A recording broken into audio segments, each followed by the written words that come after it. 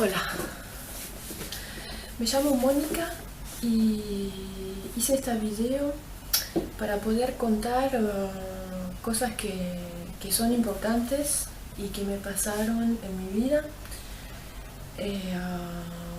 cosas que me gustaría que no me hubieran pasado nunca, por supuesto, pero sobre todo me gustaría que no le esté pasando a nadie más en este momento. Y lo que voy a contar es bastante difícil, es una historia fuerte, digamos. Lo que me pasó y cosas que me guardé para mí durante más o menos 30 años, ¿no? O sea que estos hechos que ocurrieron hace un poco más de 30 años, en los años 80. La cosa fue que mis padres se separaron cuando yo era bebé y tenía donc una hermana que tiene un año y un mes más que yo, así que éramos las dos muy chiquitas cuando mis padres se separaron. La cosa es que mi papá le confiaba mucho en una de sus hermanas y nos dejó a mi hermana y a mí en lo de esa hermana. Lo que pasó fue que en esa casa pasaron cosas terribles. Esta casa existe siempre y lo que pasó fue que durante todo el tiempo en que mi hermana y yo vivimos en esa casa, hubo muchos abusos, mucha violencia. Hubo cosas terribles y la cosa fue que cuando nos devolvieron a mi madre estábamos tan traumatizadas, digamos, de todo lo que habíamos vivido esos años. De hecho, mi hermana y yo nos habíamos hecho una promesa, era la promesa de no decir nunca nada a nadie y de tratar de olvidar todo lo que había pasado durante todos esos años. Fue difícil y obvio una promesa que no pude tener, que no pude cumplir. Perdonen si tengo un acento raro a veces, es que hace 16 años que vivo en Francia y practico poco el español, mucho más el escrito que al oral. Entonces compréndanme si a veces tengo un acento un poco raro.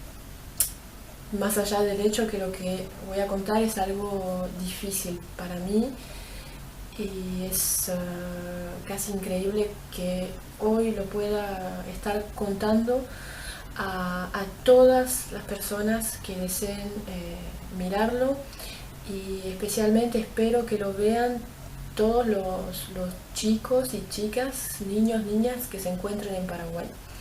También los adolescentes, chicos y chicas, necesito que lo máximo de personas lo vean y este video la pueden compartir también a quien quieran. La historia, como yo les decía, es que mis padres se separaron cuando mi hermana y yo éramos bebitas. Mi papá nos confió a esta tía que vive en Paraguay y las cosas se pusieron malas de entrada, digamos. En esta casa nos quedamos mucho tiempo con mi hermana, varios años. Pasó que 3 personas me maltrataban. Yo voy a hablar por mí, pero mi hermana estuvo presente en todos los momentos casi, y también fue víctima también de estas personas y quizás de otras personas más, además de esas que se habían atacado a mí. La cosa fue así. Por ejemplo, tenía un primo que se llama César, digo se llama porque está siempre en vida. César abusaba de mí. Empezó un día, llevándome a pasear a caballo y se puso a manosearme y eso me pasaba casi todos los días durante todo el tiempo que viví en esa casa. Era algo cotidiano, o sea, me venía a buscar todos los días, él vivía en la misma casa. Me venía a buscar todos los días, en esta época yo tenía, no sé, 3 años máximo. Y él ya tenía como 13, 14, era adolescente. Y entonces me manoseaba, me obligaba a mí a hacer cosas con él. Digamos que nunca hubo penetración, pero los abusos duraron años. Eran abusos como venir de noche a mi habitación, manosearme y también a veces digamos que como me tenían en esa casa de una manera muy marginal, digamos. Yo, por ejemplo, estaba vestida con una especie de tela azul atada sobre el costado y nada más. Nos tenían como a mi hermana y a mí como si fuéramos perros salvajes. En esta casa recuerdo que había una parte de la casa, bueno, que siempre estaba sin luz. Y a mí me hacían dormir en una habitación de esa casa que estaba cerca de la salida de la casa, pero a la noche cerraban todo. Y recuerdo que esta habitación siempre estaba oscura. Y a veces mi primo César nos ponía a mi hermana y a mí en esta habitación y nos obligaba a ponernos en posiciones, digamos, posiciones sexuales, posiciones, por ejemplo, a 4 patas, y en la oscuridad venían hombres y nos manoseaban. Y otra vez se los explico, yo estoy hablando por mí, o sea que las cosas que pasaron con mi hermana y estas personas y las cosas que me pasaron a mí, a estas personas, yo estoy hoy hablando por mí, pero también defendiendo a mi hermana. Mi hermana, que tenía un año y un mes más que yo, y que también fue víctima de estas personas. Estos abusos duraron años, o sea, durante todo el tiempo en que viví ahí, y no había solo eso. Por ejemplo, una prima mía, que se llama Estela y que está siempre en vida también, que está siempre viva, esta prima me torturaba. Esta prima,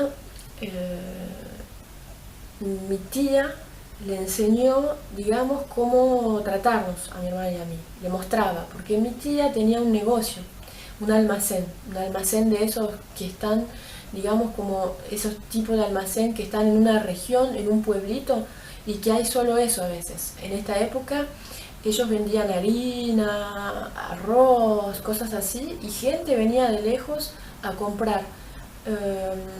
Y entonces mi tía, que estaba seguido ocupada con el negocio, le mostró a mi prima Estela cómo tenía que tratarnos, cómo se educan los hijos.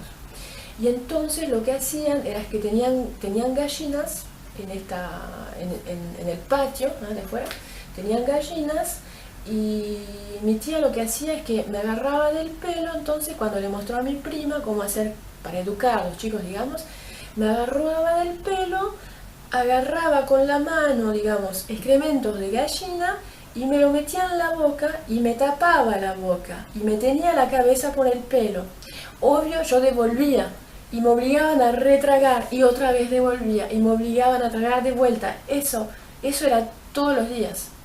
Es como si ellos se decían, es la hora de comer de la nena, vamos, y me hacían eso.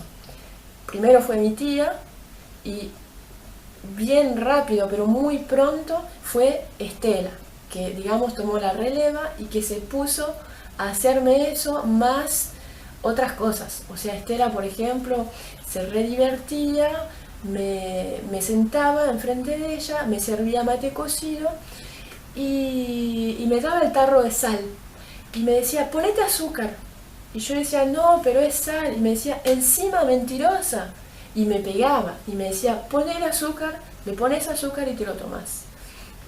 Entonces yo, obligada, porque me trataban tan mal, mismo si yo sabía que me iban a pegar de vuelta y otra, siempre trataba, siempre esperaba que se termine estos malos tratos. Eva Estela me obligaba a ponerle sal, cucharas y cucharas, y me decía, ponele más azúcar. Y era sal, y después me obligaba a tomar ese mate cocido. Yo devolvía y me reventaba a golpes. También pasaba que me obligaba me decía que como yo era muy mala, tenía que ir a juntar el algodón. Entonces había como un campito con algodón y recuerdo que yo iba y con las manitos, terminaba con las manitos llenas de sangre, o sea, iba y tenía como penitencia encima de estar maltratada de un lado por una persona, abusada por otra persona, por otras personas que no sé quiénes venían en la oscuridad con César, con mi primo César, quizás sus hermanos, quizás un tío, no sé. Pero digamos que encima, además de eso, se adicionaba entonces los malos tratos de Estela hacia mí. Así que cuando yo me levantaba, o sea, a la mañana me despertaban y era Estela, por ejemplo, que venía y que me despertaba. Yo dormía en el piso y como les expliqué, en esta habitación, en la oscuridad de esta habitación donde a veces venían hombres y nos manoseaban, en esta habitación también me pasó que me ataban los tobillos, había una cama en esta pieza. Y yo recuerdo que muy seguido dormía en el piso. O sea, esta cama, cuando me ponían en la cama, era para que me ponga 4 patas y era para que espere que vengan no sé quién con mi primo César y que nos manoseaban en la oscuridad. La mayoría del tiempo, digamos que esta cama servía solo para eso. Pero pasaba que a veces, no sé por qué razones, se ponían a varios a maltratarme. Entonces, por ejemplo, recuerdo muy bien, una vez, como tantas otras, estaba atada, con los tobillos atados al pie de esta cama, que estaba en esta habitación que servía para eso. Estaba en el pie de esta cama y, por ejemplo, se turnaban para venir y decirme cosas o pegarme o manosearme. Por ejemplo, recuerdo una noche interminable, era horrible. Estaba atada, con los pies atados, y recuerdo que igual no podía parar de patalear. Yo pataleaba y mis tobillos estaban heridos, me dolían, pero estaba ahí, gritaba. Y venían, por ejemplo, mi prima Estela venía y me insultaba, me daba patadas. Yo estaba en el piso, me daba patadas, o se agachaba y me tiraba del pelo. Mi tía Ñorita le había enseñado a pegarme con alambres de púa. Si supieran las veces que me agarraban a la mañana sin ninguna razón y me daban una paliza en la que yo terminaba en el suelo, en posición fetal, pidiendo basta, que esto pare. Fueron años que marcaron mi vida para siempre. Las cosas que pasaron en este lugar son cosas que no le deseo a nadie en este mundo, y todavía menos a criaturas. Cuando al fin mi madre me rescató de este lugar, resulta que mi tía le había como obligado a comprarnos a mi hermana y a mí. O sea que mi madre se encontró años después a poder rescatarnos a cambio de dinero y encima recuperando 2 hijas completamente marcadas, destruidas, rotas, ¿entienden? Rotas. De más está decir que eran los años 84 cuando mi mamá nos rescató y que en el año 85 mi padre vino a buscarnos, o sea, venía también a rescatarnos, digamos, pero como era su familia, la propia familia de mi padre, no le iban a pedir plata, porque ven, es la misma familia. Mi madre, a ella le pidieron plata para poder recuperarnos y tuvo que dar mucha plata. Recuerdo que cuando nos vendieron a esta mujer, nadie nos explicó que era nuestra madre, nadie nos dijo nada, nada. Simplemente recuerdo, porque está marcado en mi mente, que se intercambiaron sobres y mi mamá tuvo que dar un sobre lleno de plata y mi tía, le dio papeles para que mi madre pueda salir de Paraguay con nosotras. Y yo me pongo en el lugar de esta tía y me digo, obvio, porque una vez tan arruinadas las nenas, ahora se las dan, pero que se las lleven lejos, así nunca vienen a decir nada. Eso hubiera sido lo ideal para ellos. Pero el mundo cambió, la vida cambió, llegó internet, llegaron los medios sociales y pasó que en el 2011, gracias a la ayuda de una especie de superhéroe que encontré, una persona que me ayudó, y por eso tengo ganas de decirles a todos, sigan creyendo, no paren de creer, porque un día alguien los va a escuchar, un día alguien los va a ayudar, un día alguien los va a entender y los va a guiar, y no hay que perder esperanza, nunca pierdan esperanza, porque miren lo que pasó para mí. Resulta que en el 2011, gracias a esta persona que me ayudó, y yo me acordaba, tenía también muchos recuerdos de esta época, muchísimos, y encima fueron cosas que me marcaron, entonces que estaban por la mayoría grabadas en mi mente y en mi alma, en mi corazón, en mi piel. Todo el sufrimiento de esos años son cosas que me van a seguir hasta el último día de mi vida, hasta mi último aliento. Y es normal, porque miren lo que pasó después, es que cuando encontré a mi padre, supe entonces el calvario que fue para él, cuando vino a buscarnos, a mi hermana y a mí, y nunca más nos encontró. Nadie le explicó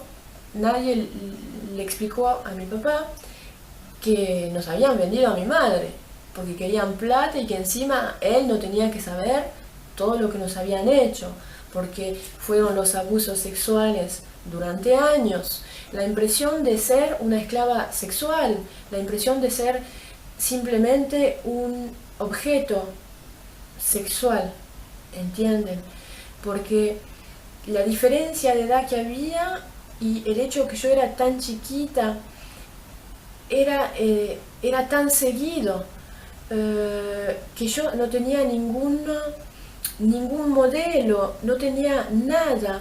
Imaginan que durante años pensé que la vida, la realidad era eso, un mundo sin nadie que se llama papá o mamá, un mundo en el que todos te golpean o te lastiman y el que no te golpea te manosea. Entonces, mi tía, en medio de todo eso, un día, mi tía que se llama Victorina, un día, una mañana, porque mi primo César, cuando abusaba de mí, siempre desde la primera vez me decía que si yo le decía algo a alguien, me iba a matar. Y que entonces, obvio que no tenía que decirle nada a nadie porque me iba a matar. Entonces, ¿qué pasó? Cuando esos abusos comenzaron, muy rápido mi estado se deterioró. O sea, yo era la sombra de mí misma. vivía como pidiéndole a Dios que por favor el día de mañana, yo me acuerdo que a la noche no conocía las oraciones enteras, pero a la noche me acostaba y que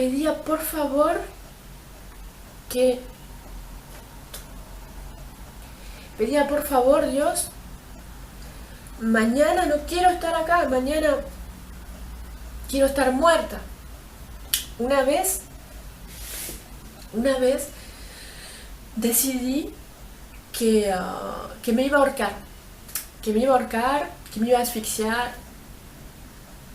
Traté, traté, pero no sabía, o sea, lo que yo no sabía era que había que colgarse para que funcione. Entonces había tratado y todo y no funcionaba. Entonces después me dije que entonces dejaría de respirar simplemente dejando de respirar, ¿entienden? Y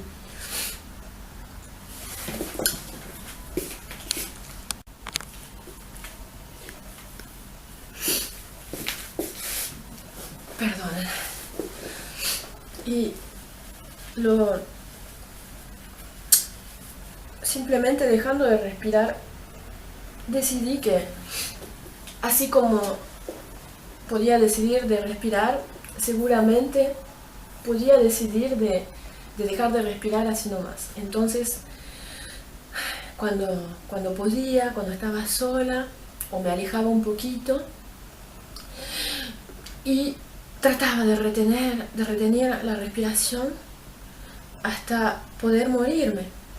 Y bueno, nunca llegué porque si no hoy no estaría acá, por supuesto. Pero traté realmente de morirme.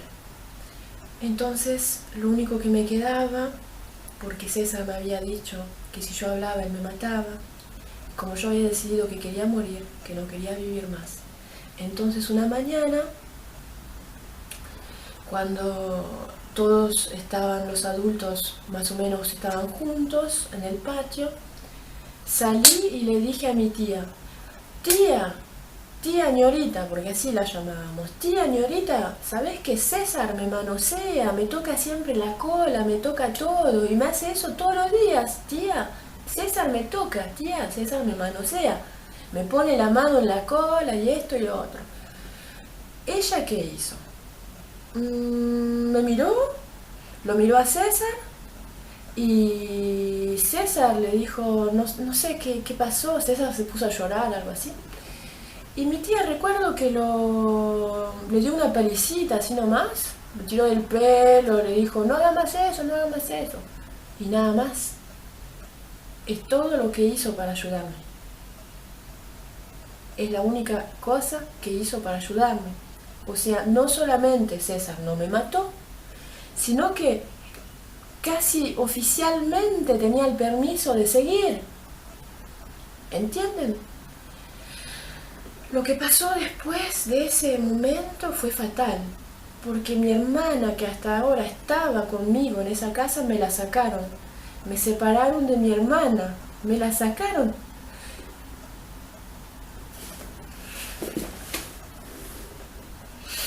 Me sacaron a mi hermana y no la veía más.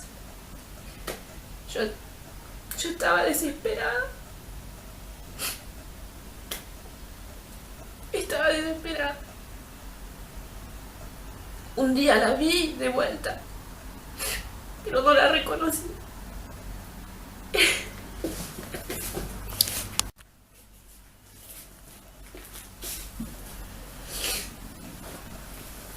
La vi de vuelta un día, pero no la reconocí. Parecía como un zombie, parecía muda, parecía como si estuvieran la cabeza en otro lado, ¿entienden? Entonces, culpabilicé mucho, porque si yo no hubiera hablado de lo que César me hacía, quizás no me hubieran separado de ella.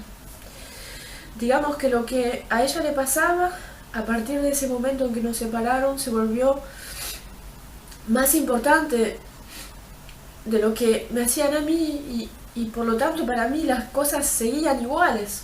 Por ejemplo, mi prima Estela siempre se divertía a torturarme o a hacerme cosas malas.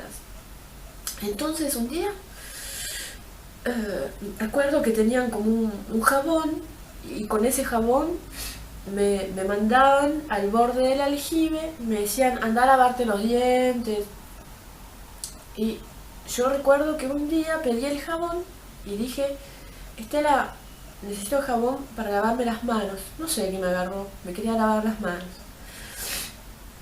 Entonces ella me dio una hoja de Gillette, una lámina de Gillette, y me dijo, ese es el jabón, te vas a lavar con eso. ¿Ves la palangana allá? Vas y te lavas ahí en la palangana con ese jabón. Y yo la miré y le dije, esto no es un jabón. Y ella me dijo, encima mentirosa. Y me pegó y me pegó. Y después fui a la palangana y me lavé las manos con la Gillette.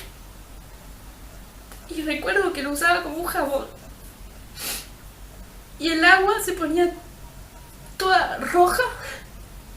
La palangana estaba llena de sangre. Mis manos sangraban.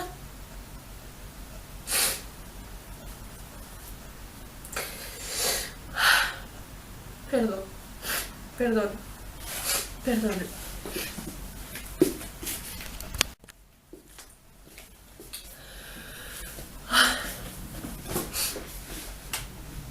Perdonen. Así que mi tía no me ayudó nunca. Los abusos, los manoseos, eh, los abusos sexuales en grupo a la noche siguieron. El hecho de que Estela o mi tía me obligaban a comer excrementos de gallina duró también durante todo el tiempo en que viví en esta casa. Para mí era la casa del horror, era como una casa como se ven en las películas de terror, ¿entienden? Y cuando mi madre nos rescató, recuerdo que fue difícil, porque durante todos esos años nunca yo había usado, por ejemplo, cuchillo y tenedor. Andaba descalza.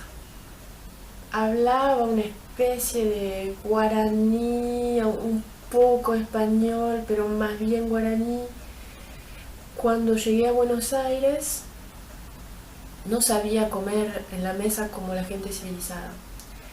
O sea que tanto me habían tratado como un animal salvaje, que solo sabía comer con las manos en el piso. No tenía idea de lo que era un cuchillo, un tenedor. Y la comida en general no la conocía. Tomates, jamón, mayonesa, no conocía. Nunca había visto. Digamos que en Paraguay no me daban de comer casi. Estaba muy flaca cuando mi madre me encontró. Nunca me habían cortado el pelo. La primera cosa que mi mamá hizo fue cortarme el pelo y enseñarme los buenos modales, cómo atenderme en la mesa, cómo comer con cuchillo y tenedor, los buenos modales, el respeto. Mi madre fue dura, con un carácter estricto, pero me sacó adelante.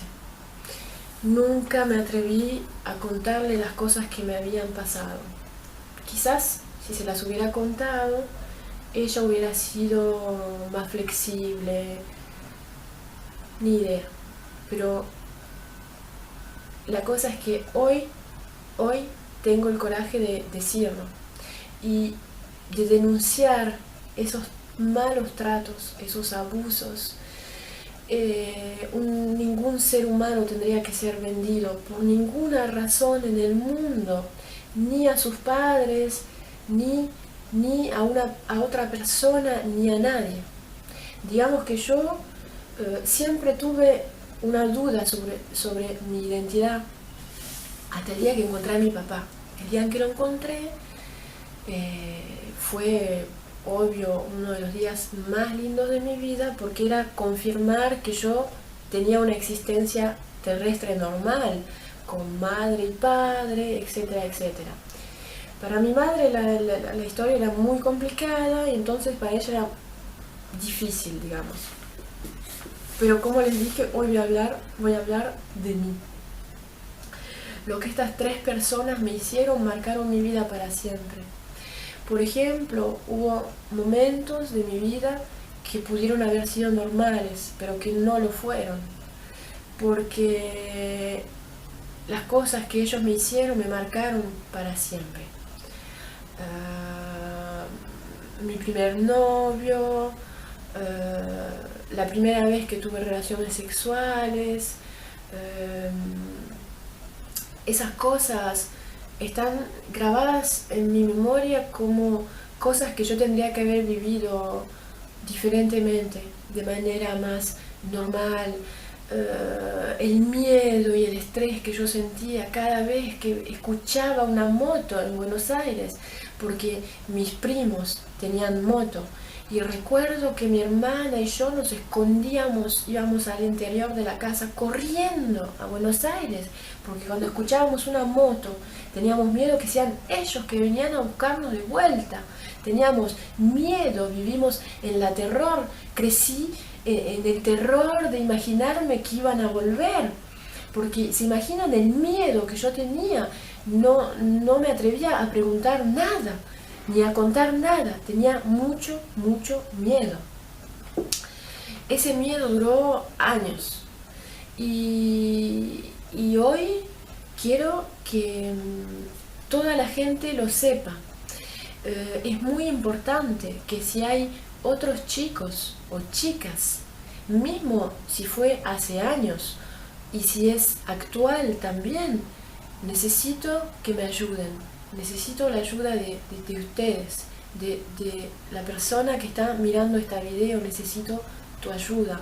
Ayúdame porque puede ser que haya más víctimas de mi primo, y necesito también saber si mis tíos o mis otros primos participaban a esos abusos, sobre todo cuando eran en grupo.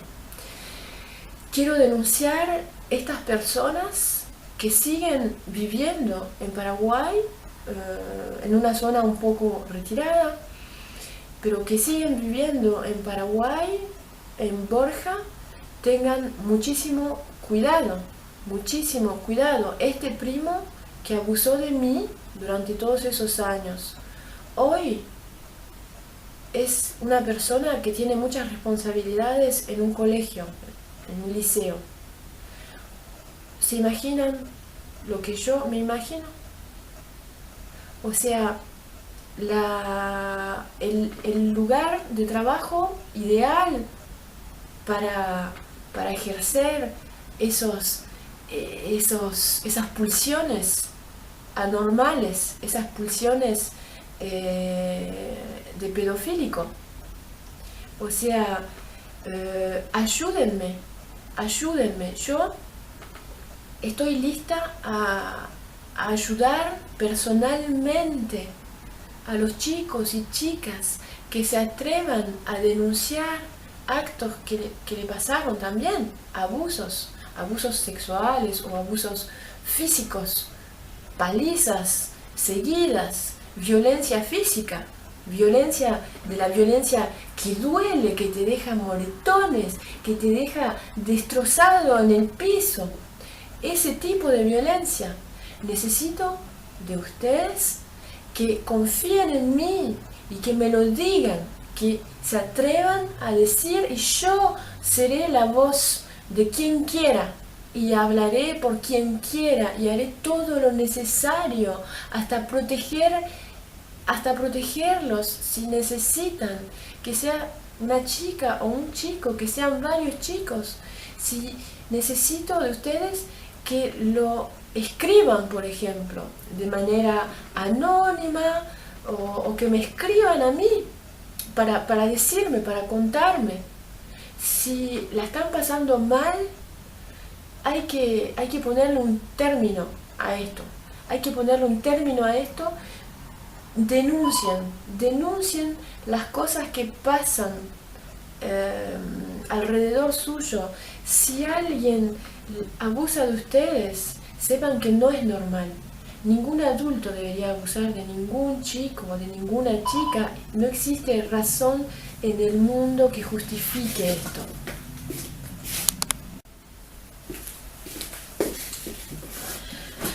Y digamos que lo que pasó para mí también fue que hice estudios de psicología, de psicoterapia. Hice una psicoterapia personal bastante larga, y lo que me llevó a entender varias cosas, y sobre todo que tenía que seguir hasta el final. Que cuando pasan cosas así en una vida, uno no se va a curar sola la herida, ¿entienden? Es por eso que es importante denunciar. Los abusos en general casi siempre vienen de alguien del entorno de la familia, amigo de la familia o de la familia.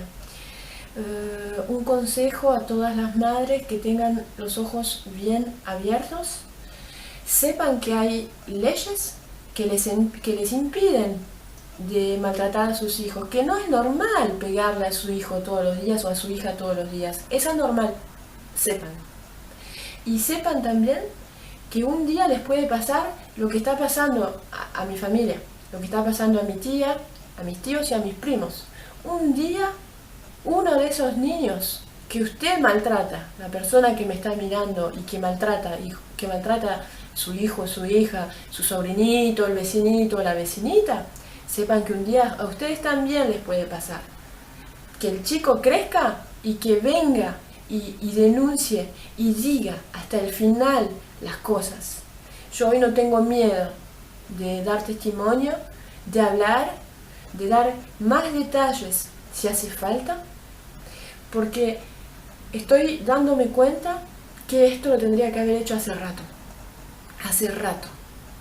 Y espero de todas mis fuerzas, espero con todo mi corazón que lo paguen un día, y que este video llegue hasta la casa la más alejada que existe, que este video llegue a todo el mundo, a todos los chicos de América Latina, a los chicos de Paraguay precisamente.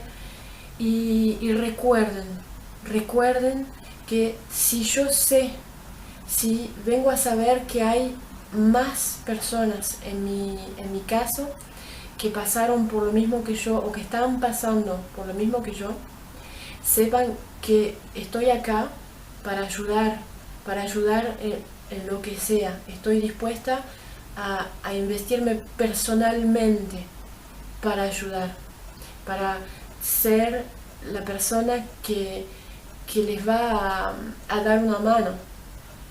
Entonces, no duden nunca en denunciar, y sepan que en Paraguay hay una justicia, hay gente que les puede ayudar. Cierto, es difícil denunciar cuando uno es chico. A veces hay que esperar a estar grande y fuerte para poder ir y ¡pam!, denunciar. Y entonces, no dejen de hacerlo, no dejen de denunciar y no dejen de compartir mi historia. Gracias por haberme escuchado.